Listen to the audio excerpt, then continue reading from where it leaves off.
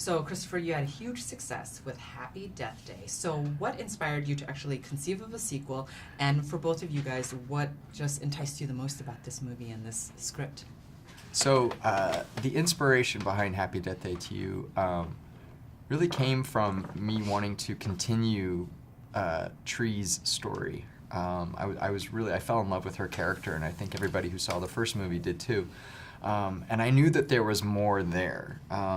And the other thing that really inspired me was just having the opportunity to take things in a different direction, to kind of push it a bit more, and not make a traditional sequel. I really wanted to push the boundaries of what you can do in a sequel, and I think that this particular movie really allowed me to go for it. And what about the screenplay, when he showed it to you, made you say, "Oh my gosh, this is really awesome"?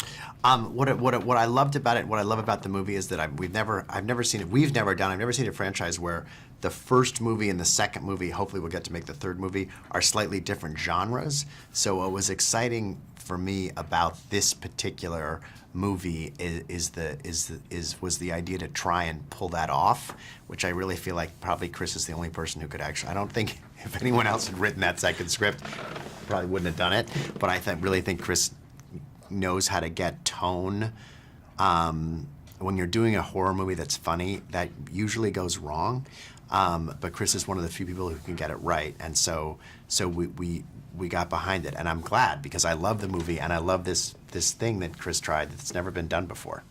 Yeah, let's talk about the humor a little bit, because I was expecting like a really scary horror movie like the first one, and this one had so many great comedic moments. Why make it so funny? Why is that important? I think it's really important to make these movies funny, because I think the comedy and the jokes disarm the audience, and so it helps kind of push the scares further when they do come.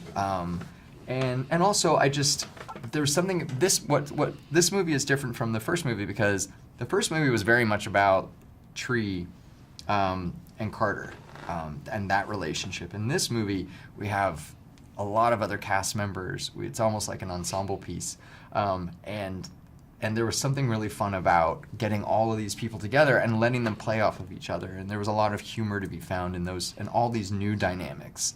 And so that was something that really lent itself, I think, to the comedy. And the other thing, too, that really ends up paying off here is that in the first movie, Tree was just discovering what the loop was and, was trying to solve her own murder. This time around, she knows the deal. Like, she knows what a loop is, and she knows what's going to happen. And so she's free. She's not afraid of anything. And so it allowed me to do stuff that was funnier, because she's like, I've been here, I've done it. That's awesome. Now, when it comes to the fans, there are so many fans that love the first movie, and I hear that you guys added a few Easter eggs in there for them. So tell me, what are the fans of the original going to love about this film, and what did you give them in this film? So I was always thinking about the fans when I wrote the movie, and from the very beginning, this movie starts literally where the last movie ended.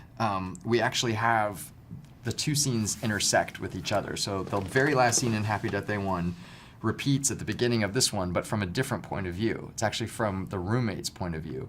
And so from that point forward, it was really about hiding things, especially because we play with this idea of an alternate dimension. And so when fans are watching, there are details buried in all the scenes where it looks similar or exactly like something they saw in the first movie, but if they look closer, they'll see that it's been flipped. It's been changed. So a really good Easter egg is, I'll give it away, is Tree's shirt that she's always wearing when she wakes up in Carter's room. You'll see that in the original movie and in the original dimension, the color palette is different. So when she wakes up in the alternate dimension, it's been flipped. So we were hiding little cool things throughout the movie. There's also another really cool thing, which I don't think has been done before, but there are two scenes in the movie where we were able to actually use footage from the first movie and drop it into this one seamlessly. So you don't even know that you're watching something from the first movie, even though it was something that we had shot before. So it's really cool to try and find it. Yeah. Awesome. So last question, you're such a fan of horror movies. When you watched this film, as a fan, what did you love most? I love the tone the most. None of our movies, we've made a lot of movies, we've never done a movie with this kind of tone. That's why it was kind of hard to get off the ground. And that's what I love. I love the tone of it. It just plays with every different, so many different tones from so many different movies, and I love that.